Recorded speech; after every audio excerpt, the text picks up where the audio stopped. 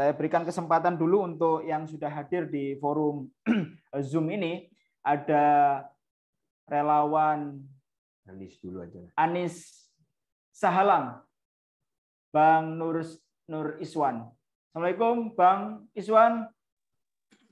Waalaikumsalam, Mas. Suaranya oke, Mas? Gimana kabarnya, Bang Iswan? Alhamdulillah.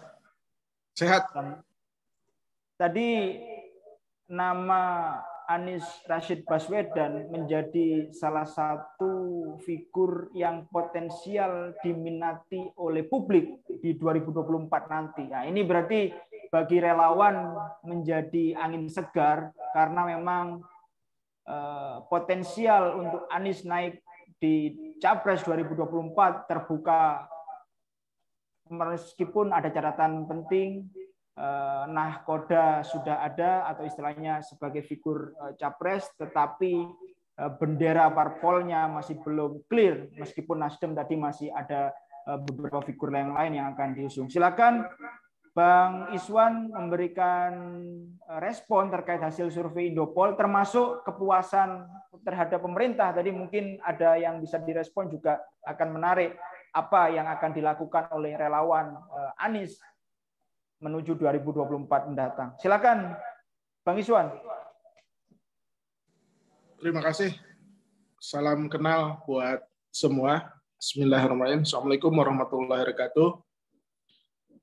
Mas Ferdi, Mas Ratno, dan Bapak Ibu semua, anggota parlemen yang terhormat, tokoh partai.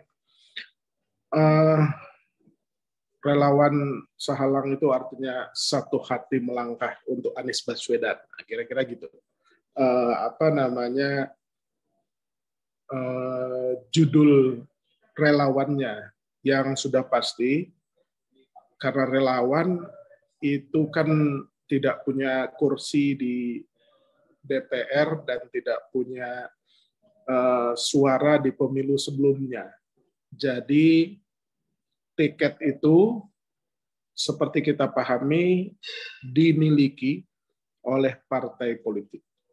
Jadi kita hormati partai politik, adapun relawan ya berusaha meyakinkan publik dan partai politik agar kiranya dapat mendukung dan mengusung Mas Anies Baswedan. Itu harapan kita dari organ relawan Sahalang ini.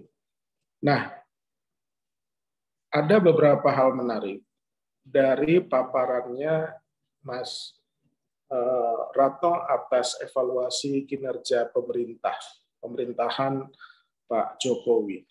Jadi istilah saya, Pak Jokowi itu jadi presiden itu kalau bahasa Jawa itu namanya kewahyon, ya. Kewahyon itu yang dikehendaki, ya kan? Ya pasti beliau juga tidak pernah mempersiapkan diri jauh-jauh sebelumnya menjadi presiden. Tiba-tiba saja jadi wali kota, kemudian gubernur kurang lebih 2 tahun, kemudian jadi presiden. Pasti pada awalnya karena new kids in the block dalam panggung politik, itu pasti ibaratnya jadi presiden itu di depannya itu ada dashboard. Dashboard itu ada banyak panel dan banyak tombol. Mungkin awal-awal itu beliau perlu penyesuaian, tapi dalam durasi waktu kurang lebih 7 tahun lebih dan akan berakhir di 2024 nanti, sebagaimana pilot itu ya karena jam terbangnya makin tinggi itu kelihatannya beliau makin bisa menyesuaikan kebijakan dan lepas dari jepitan-jepitan.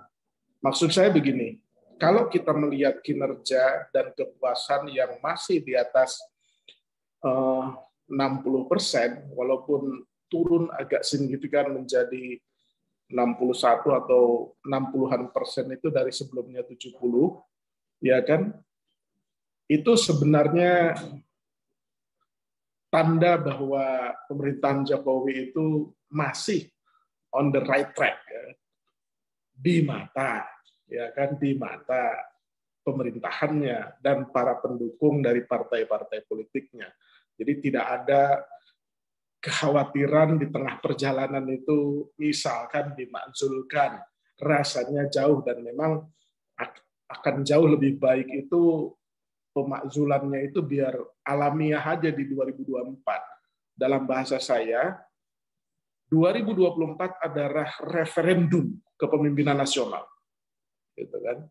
Jadi kalau tidak cocok dengan kebijakan Pak Jokowi atau tidak cocok dengan partai politik atau tidak cocok dengan anggota DPR di parlemennya, tidak memuaskan, maka 2024 adalah alat untuk menghukumnya. Gitu. Biar demokrasi ini berjalan dengan baik. Gitu. Kenapa saya katakan begitu? Supaya tradisi demokrasinya sehat dan makin berkualitas. Tanda-tanda kesehatan demokrasinya itu makin terlihat. Contoh, temuan Indopol survei, ya kan, background dari kepemimpinan nasional yang kita akan referendum 2024 adalah kepala daerah. Tandanya publik sudah mulai mempertimbangkan dan amat sangat mempertimbangkan rekam jejak. Tidak bisa seseorang menjadi kepemimpinan nasional, publik tidak menilainya dari rekam jejaknya, dari kinerjanya. Gitu. Berarti yang mereka lihat adalah karya kepala daerah tersebut di daerah tersebut. Gitu. Jadi ini makin bagus. Artinya tidak lagi orang pecah gesang melok pemimpinnya, walaupun pemimpinnya itu secara rekam jejak itu tidak cemerlang. Gitu. Nah ini tanda yang baik, artinya demokrasi kita makin berkualitas. Nah kembali lagi ke evaluasinya Mas Ratno tadi, kenapa saya bilang pemerintahan Jokowi itu mampu keluar dari jepitan-jepitan isu yang mungkin sensitif. Saya tidak perlu menyebut banyak hal, misalkan isu tentang KPK, ya kan, TWK, ya kan. Ribuan orang turun ke jalan memprotes undang-undang revisi undang-undang KPK, ya kan. Toh itu kemudian bergulir setelah revisi, ya kan, terjadi dipersoalkan kembali penerapannya melalui TWK itu tadi, gitu. Di ujung penyelesaiannya tiba-tiba Kapolri berpidato di Papua tuh. Tidak mungkin seorang Kapolri itu berpidato tanpa izin dulu sama presidennya, tidak mungkin. Tapi ada jalan tengah, ya kan? Pemerintah mencoba mengkoreksi dalam tanda petik kekhilafannya ketika TWK itu dengan merekrut yang tidak lulus TWK itu oleh Polri. Itu menurut saya skenario yang lumayan canggih itu. Ya kan, tanpa harus ngomong itu dibatalkan, tapi dengan sendirinya itu dibatalkan. Itu artinya lolos dari jebakan yang amat sangat sensitif, karena KPK itu adalah anak kandung dari reformasi. Itu yang pertama. Gitu. Jadi kenapa saya mencoba memahami itu hasil evaluasinya atau surveinya Indopol itu, menerjemahkannya kepada analisis saya. Kemudian yang paling sensitif lagi adalah peristiwa KM50. Ya kan? KM50, walaupun di ujungnya masih banyak yang belum puas ketika pelakunya kalau tidak salah tuh bebas kan. Gitu. Tetapi keterlibatan publik dan para pengamat dan kelompok koalisi sipil dan yang lain-lain itu mampu mendorong peristiwa itu sehingga dibuka, ya kan, sehingga setiap orang, setiap masyarakat itu punya kesimpulan sendiri karena pemerintah membuka peluang untuk penyelidikan dan penyidikannya bahkan masuk ke pengadilan, ya kan. Kita tidak sedang bicara benar atau salah, puas atau tidak puas, tapi itu yang kedua keluar dari jepitannya. Ya kan? Sebelumnya itu jauh, yang paling mendasar itu misalkan Undang-Undang Cipta Kerja yang dalam tanda petik sebenarnya dianulir oleh putusan Mahkamah Konstitusi. Tetapi karena sudah dalam tanda petik kadung berjalan, ada masa tenggang toleransi selama 2 tahun untuk diperbaiki. Itu. Tapi kalau kita lihat lebih detail lagi, itu akan sangat menarik dicermati. Ya kan? Kemudian hal yang lain mungkin yang sensitif di mata publik misalkan. Dulu janji pemerintahan Pak Jokowi bahwa kereta cepat itu tidak akan menggunakan dana APBN. Ya kan? Di belakang hari itu ternyata kereta cepat membutuhkan dana dukungan dari APBN walaupun penyalurannya melalui penyertaan modal negara di BUMN. Gitu. Jadi sebenarnya ada banyak hal yang mungkin publik tidak puas, tapi tidak mampu mengalahkan kepuasan yang 60% tadi. Gitu. Jadi orang masih menunggu. Mungkin Pak Jokowi ini punya ilmu namanya ilmu salju menyiram bumi, Mas Ratno. Ya kan? Jadi relatively masyarakat itu tidak bergerak sampai misalkan saja turun ke jalan dalam kasus-kasus yang luar biasa sebenarnya sensitif. Kenapa? Karena pemerintah, kelebihan dari pemerintahan atau administration, ya kan? Kelebihan dari pemerintahan itu adalah dia memegang kendali skala prioritas putusan atau policy making prosesnya itu dia pegang kendali. Tombolnya dia pegang kendali. Contoh, dalam kasus minyak goreng. Ketika minyak goreng meledak harganya langka segala macam, ya kan, pemerintah dengan sangat cepat menurunkan tim dalam tanda petik itu seperti satuan tugas sehingga berujung pada pentersangkaan, ya kan? Karena minyak goreng itu ada domestic DMO, domestic market obligation, yang mungkin dipandang oleh Pak Jokowi dan pemerintahan ini mengandung hal-hal yang perlu ditinjau ulang kembali, gitu. Ujungnya ya seorang dirjen yang dalam tanda petik ditersangkakan dan sekarang sedang akan bergulir di pengadilan. Nah, kembali ke yang tadi bahwa pemerintahan ini masih kenapa 60% itu karena mungkin masih dipandang punya harapan atau memiliki harapan sampai 2024 dia masih dipercaya oleh publik secara luas. Sambil publik secara luas itu nanti akan mengukur continuity dari pemerintahan ini di 2024. Korelasinya adalah siapa yang didukung oleh Pak Jokowi. Itu nanti akan kelihatan di 2024. Bukan rahasia umum. Dan Pak Jokowi juga sudah mengatakan di Magelang waktu ada relawan Projo di sana, meskipun orang yang kita dukung ada di sini, itu menjadi headline. Ya kan, Ganjar is my golden boy, kira-kira begitu. Ya kan, ditafsirkan oleh publik. Ya kan, walaupun kalau saya sih nasirinnya nggak begitu, ya kan.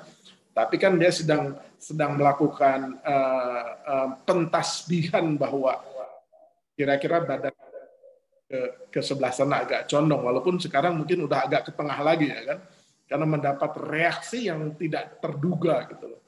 Reaksi tidak terduga salah satunya dari Ibu Megawati bahwa yang melakukan manuver katanya out, ya kan.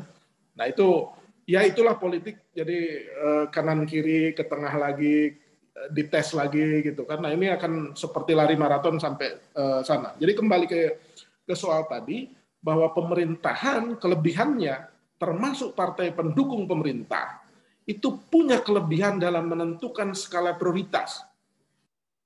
Dan skala prioritas itu impact-nya adalah kebijakan. Kebijakan itu dampak luasnya kepada publik secara luas. Ya kan? Nah, hasil dari ya kan potret Indopol Survey itu merupakan data termutakhir yang mengkonfirmasi. Misalkan ketidakpuasan salah satunya itu adalah rumah tangga yang tidak puas dengan kenaikan harga sembako, kira-kira gitu ya. Nah itu kan fakta yang tidak bisa dibantah. Dulu minyak goreng berapa, sekarang berapa. Dulu telur berapa, sekarang berapa. Beruntungnya, lagi-lagi nih, beruntungnya situasi masih berpihak kepada pemerintah karena harga beras yang paling penting itu stabil. Jadi jangan heran kalau Mas Ratno kemarin melihat Pak Jokowi bersama Rektor IPB yang dianggap sebagai markas besarnya pertanian lah gitu, mendampingi Pak Mentan. Karena itu bentuk apresiasi pemerintah Jokowi terhadap kerja Mentan yang mampu menjaga beras, apalagi sekarang mau masuk panen MT2 gitu. Kebetulan beras itu kan ada ceiling price, harga eceran tertinggi, sehingga dikunci berapapun itu nggak boleh naik, tidak seperti dulu bahwa harga beras itu bisa 15.000 sampai 18.000. Sekarang harga beras itu kan 12.800 untuk retail. Nah, kembali ke soal yang tadi, jadi akan menarik hasil ini harus dievaluasi oleh Indopol itu per 3 bulan atau 6 bulan ke depan, ya kan? Karena itu akan menjadi preferensi masyarakat, termasuk partai politik akan melihat ini juga surveinya, gitu. Nah, untuk Mas Anies, ya kan terakhir, kita masih berdoa dan berikhtiar, ya kan, agar kiranya partai-partai ini dengan melihat survei ini kemudian makin jatuh cinta sama Mas Anies Baswedan, ya kan, karena kinerjanya juga dianggap amat sangat memuaskan ketika di Jakarta. Nah, ada 4 hal aja sebenarnya yang Mas Anies mungkin akan dilakukan ya. Jadi 4 hal itu kalau dia menjadi presiden, dipercaya dan diusung serta didukung oleh partai-partai politik, ya kan? Dia seharusnya dan sebaiknya melakukan 4 hal. Ya kan? 4 hal itu pertama going concern. Going concern itu adalah meneruskan yang sudah baik dari pemerintahan sebelumnya, pemerintahan Jokowi, pemerintahan SBY, ya kan, pemerintahan Bu Megawati, ya Gus Dur. Hal-hal yang baik itu harus diteruskan. Yang kedua, meluruskan yang belum lurus. Good corporate governance kalau di korporasi itu. Jadi asas-asas pemerintahan yang baik. Ya kan, tidak boleh lagi ada hal yang melanggar-langgar aturan terus dibiarkan misalkan. Yang ketiga itu menyelesaikan pekerjaan yang belum selesai atau pending matters. Ya kan, pending matters itu misalkan program IKN sudah jadi putusan parlemen bahwa IKN itu sudah diputuskan menjadi undang-undang harus didukung. Itu harus diteruskan mungkin dengan penyesuaian. Ya kan? Prioritasnya itu mungkin dengan penyesuaian sehingga tidak menggerus dana APBN. Yang keempat, yang terakhir itu adalah meningkatkan atau menyempurnakan yang sudah baik menjadi lebih baik lagi. Yaitu itu namanya continuous improvement. Nah, itu 4 hal yang mungkin akan dilakukan oleh Mas Anies. Saya kira itu tanggapan saya. Terima kasih, lebih kurangnya mohon maaf. Terima kasih Bang Iswan. Saya kira optimisme Bang Iswan tadi mungkin karena hasil survei tadi juga sepertinya menggembirakan karena posisi Mas Anies juga cukup tinggi di papan atas hasil survei